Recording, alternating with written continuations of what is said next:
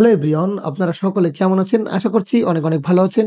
আজকের এই স্পেশাল ভিডিওতে আমাদের গোশমিন্দা ধিলেন স্যারের দেওয়া অসাধারণ একটি আপডেট, সেই আপডেটটি সম্পূর্ণ তুলে ধরার চেষ্টা করব।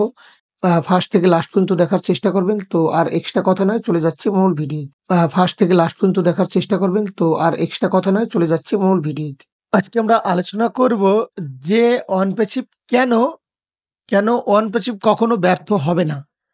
দেখুন, আমরা এই যাত্রায় বছর, বছর থেকে আছি, তাও কিছুজন এখনো বিশ্বাস করতে পারছে না যে কিসের জন্য এখনো ভরসা করতেই পারছে না যে অন পেসিভ সঠিক কাজ করছে তো নাকি? আমরা এখান থেকে সফলতা পাবো তো? আমি তো অনেক স্বপ্ন দেখেছি, অনেক আশা করেছি, সেগুলো কি হবে? দেখুন, এই যে আপনাদের একটা প্রশ্ন তৈরি হয়ে আছে মনের ভিতরে, আমি এখানে সফলতা পাবো কি পাবো না? এই প্রশ্ন তখনই ক্লিয়ার হবে, তখনই আপনি স্পষ্টভাবে বুঝতে পারবেন যখন আপনি জানবেন যে অন পেসিভ ফেল হবে কি হবে না, অন পেসিভ ব্যর্থ হবে কি হবে না। তো ফার্স্টে সফল হওয়ার আগে আপনাকে জানতে হবে যে আপনি কেন ব্যর্থ হবেন না। তো আজকের এই বিষয়টা আপনার ডিটেলস তুলে ধরবো। অনপ্যাসিভ কেন কখনোই ব্যর্থ হবে না। আর যদি ব্যর্থ না হয় তাহলে কি হবে? তো অবশ্যই সফলতা পাবো, রাইট? তো চলুন আজকে আমরা এক ধাপ এগিয়ে একটু নেগেটিভ কোশ্চেনটা আলোচনা করি। অনপ্যাসিভ কেন ব্যর্থ হবে না? আর যদি আপনি জেনে যান তাহলে তো অবশ্যই আপনি অটোমেটিক্যালি উত্তর পেয়ে যাবেন কেন এখান থেকে আপনি সফল হবেন না। চলুন আমরা বিস্তারিত জানি। খুবই, খুবই গুরুত্বপূর্ণ বিষয়। সকলেরই জানা জরুরি। প্রত্যেকটা ফাউন্ডিং মেম্বারদের এগুলো জানা অত্যন্ত দরকার। আপনি কেন এখানে ব্যর্থ হবেন না? আপনি অনপ্যাসিভের উপরে ভরসা করে আছেন। কেন আপনি এখানে ব্যর্থ হবেন না?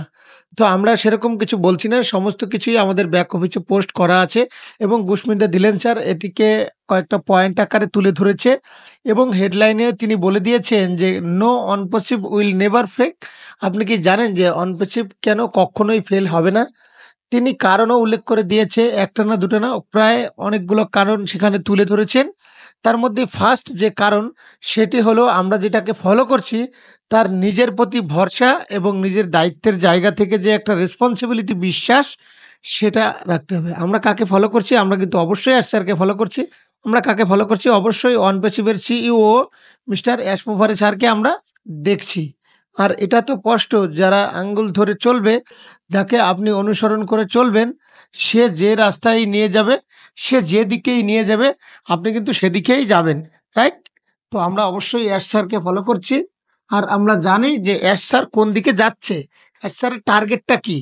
এখন বিষয়টা হচ্ছে যে লক্ষ্য তো আমাদের পরিষ্কার আছে, কিন্তু আমাদের উদ্দেশ্যটাও পরিষ্কার আছে। কিন্তু আপনি আপনার মধ্যে ভরসা না করেন, আপনি আপনার কাজের প্রতি বিশ্বাস না করেন, তাহলে হয়তোবা কোনো না কোনোভাবে আপনি ব্যর্থ হতেই পারেন। কিন্তু অ্যাশ স্যারের মতো একজন মানুষ, তিনি নিজের উপরে ভরসা রেখেছেন, তিনি তেনার কাজের প্রতি ভরসা রেখেছেন এবং আজকে ধিলেন স্যার টাইটেলে লিখে দিয়েছে বলে যে কথাটা আর বলছি তা কিন্তু নয়। আমরা কিন্তু সকলেই বুঝতে পারছি, আমরা সকলেই কিন্তু অ্যাশ স্যারকে দেখছি। অ্যাশ স্যারের যে রেসপন্স সেটা কিন্তু অনেক বড়। তার নিজের প্রতি একটা বিলিভ রয়েছে। যাই হোক না কেন আমরা এটাকে সফল হব। যে আমাদের বুঝে যাওয়া উচিত যে অ্যাশ স্যার নিজের প্রতি কতটা কনফিডেন্স রাখেন। কিন্তু তার কাজের প্রতি সেরকম কনফিডেন্স তার আছে এবং তার যে কাজের যে এগিয়ে যাওয়ার যে একটা গতি, সেই গতিটা কিন্তু থামিয়ে রাখার মতো নয়। এবং বিষয়টা আপনার একদম ক্লিয়ার এবং অনপ্যাসিভ কেন ব্যর্থ হবে না? অ্যাশ স্যার, যিনি এই কোম্পানির প্রতিষ্ঠাতা, যিনি এই কোম্পানির বড় একটা প্লার, তিনি শক্ত করে এই অনপ্যাসিভকে ধরে রেখেছে। তিনি তার উপরে কনফিডেন্সটা রেখেছে। তার জন্যই কিন্তু আপনি এখানে ব্যর্থ হবেন না। তৃতীয় কারণ হলো, এখানে শুধু তার মাইন্ডসেটটাই ম্যাটার করে না। দেখুন, আপনার মাইন্ডসেট স্ট্রং হতে পারে। গোশমিন্দা ধিলেন স্যার আগেও মাইন্ডসেট নিয়ে কথা বলেছে। তবে আপনার মনোবল অনেক শক্ত। কিন্তু আপনি অ্যাকশন না নেন, আপনি যদি সেই অনুযায়ী ফিজিক্যাল প্রিপারেশনটা না নেন, তাহলে হয়তোবা আপনি ব্যর্থ হতেও পারেন। কিন্তু অনপ্যাসিভ কি করেছে? অনপ্যাসিভ ফিজিক্যালি এবং মেন্টালি স্ট্রং আছে। অনপ্যাসিভ যেমনটা তার লক্ষ্যকে টার্গেট করেছে, তেমন তার কাজও কিন্তু এগিয়ে চলেছে। দেখতে পাচ্ছেন, এটা একটা শুরু, এটা একটা ভেহিক্যালি, এটা একটা কাজ। তো ফোর্স করছে যে আমাকে এখানে সফলতা অর্জন করতে হবে। যেটা সর্বদাই স্যারকে মোটিভেট করে এবং পিছন থেকে চাপ দিচ্ছে যে যত রকমের বাধা আসুক না কেন, এগুলো আমাদেরকে এগিয়ে যেতেই হবে। তো আমরা আজকে অ্যাকশনও দেখতে পাচ্ছি।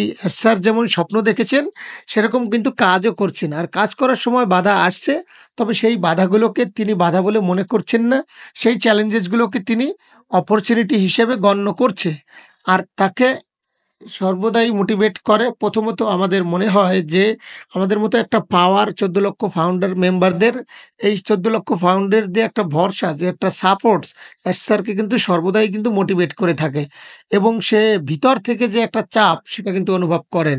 এবং এখানে আমার অনেক বড় একটা দায়িত্ব রয়েছে, তাই কিন্তু তিনি কখনোই তার লক্ষ্য থেকে ফুষ্ট হননি, এবং যেরকম বাধা আসছে সেগুলোকে কিন্তু অতিক্রম করে এগিয়ে যাওয়ার চেষ্টা করতেই আছে।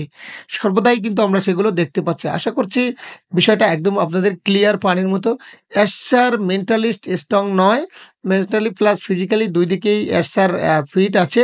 প্রত্যেকটা বাধাকে অতিক্রম করেই চলেছে। এই যে আনপ্রেসিডেন্টেড যে একটা যাত্রা, একদম আনকমন বলতে পারি, যেটা কখনো কেউ করেনি, সেরকম রাস্তায় কিন্তু তিনি হাঁটাহাঁটি করছে ফার্স্ট বার। ঠিক আছে? এই যে বাধাগুলো আসছে সেগুলো ধারা তিনি ইমপ্রুভমেন্টের ধারা কিন্তু তিনি কাজে লাগাচ্ছে।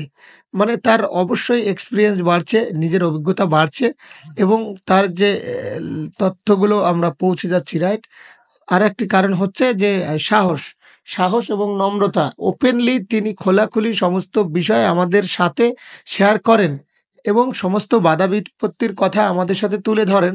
তখন আপনি আমাদেরকে বলতে পারেন যে আপনি কি একটু সাহস অনুভব করেন না, যে স্যার যেহেতু আমাদেরকে এত কিছু বলে দিচ্ছে, তারপরেও আমাদের ভিতরে একটা বিশ্বাস কেন তৈরি হচ্ছে না যে আমরা এটাকে করবই, আমরা এটাকে লড়াই জিতবই? তখন আমাদেরকে আপনি বলুন, তখন কিন্তু আপনার ভিতরে একটা ফিল হওয়া উচিত। আপনি ভিতর থেকে একটা পাওয়ার ফিল করা উচিত। সেটাই তো দিলেন স্যার, তুলে ধরেছেন যে যখন স্যার ওপেনলি খোলাখুলি আমাদের সাথে সমস্ত বিষয়গুলো তুলে ধরে, বাধা বিপত্তির কথাগুলো তুলে ধরে, আমরা ফাউন্ডিং মেম্বাররা কারেজ ফিল করি, সাহস অনুভব করি যে হ্যাঁ, আমরা সঠিক রাস্তাতেই আছি। এবং তিনি আরও ক্লিয়ারভাবে আমাদেরকে সমস্ত কিছু কিন্তু বলে দেন। যেটা হচ্ছে অ্যাকচুয়ালি শক্তিটা তিনি আমাদের সাথে শেয়ার করেন। আজকে আমাদের ফান্ড মার্চেন্টের কাছে আটকে আছে। এটা কিন্তু কোনো ছাপায় রেখে কোনো লাভ নেই। কোম্পানির কাছে রেখে দিয়ে কোনো লাভ কি? আমাদের সাথে শেয়ার করলে আমরাও বুঝতে পারলাম প্রবলেমটা। আমরা ভিতর থেকে একটা রেসপন্স পাইলাম যে আসলে কি হচ্ছে। তো এস স্যারের এই শক্তিটা আছে, সঠিক কথা বলা, সত্যি কথা আমাদের সাথে শেয়ার করা। তাই এস স্যারের সাহসের জন্যই কিন্তু আমরা এখানে ব্যর্থ না, আমরা এখানে পজিটিভ আছি। একই রকমভাবে আরেকটি কারণ এস স্যার তুলে ধরেছেন, একটি জিনিসের সাথে সম্পর্কযুক্ত, তার হাম্বলনেস, প্রায় নম্রতা। ঠিক আছে? আশা করছি আপনারা এই এতদিনে বুঝে গিয়েছেন যে এস স্যার আসলে কত সুন্দরভাবে আমাদের সাথে কথা বলেন। তার জন্যই কিন্তু আমরা দিন, দিন গ্রো করছি, দিন, দিন উন্নত করছি। আর স্যারের কথা বলার ধরন, কথা বলার তার মধ্যে কোনো রাগ দেখতে পাইনি। খুব সুন্দরভাবে হাম্বলনেস ভাবে সমস্ত তথ্য কিন্তু আমরা জানতে পারি। তাই তার এই নম্রতার জন্যই কিন্তু আমরা এখানে কখনোই ব্যর্থ হব না। গত 360 ওয়েবিনারের কথা মনে নেই? আপনারা কি ভুলে গিয়েছেন?